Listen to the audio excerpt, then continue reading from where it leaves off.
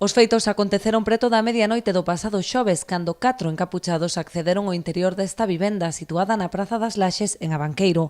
Unha vez no seu interior ameazaron e amordazaron a dúas mulleres, a propietaria da vivenda, duns 76 anos, e unha coidadora. Os asaltantes permaneceron máis de 3 horas no interior do domicilio, rexistrando cada recuncho na busca de obxetos de valor. Para coaccionar a propietaria, co fin de que lles indicase onde gardaban os cartos, chegaron a dicirlle que tiñan secuestrado o seu fillo, propietario da empresa química Río Blanco, con sede no polígono de Espiñeira. Finalmente conseguiron levar numerosas xoias e unha importante cantidade de diñeiro en metálico.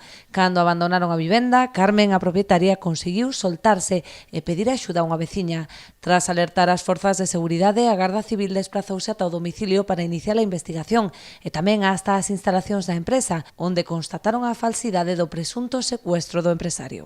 Semella que os ladróns non actuaron a cegas e que vixiaban a familia Fernández Piñeiro dende hai tempo. Hai algo máis dun mes asaltaron esta outra vivenda, situada a escasos metros e propiedade do empresario. Daquela tan só se atopaba no interior un fillo menor de idade.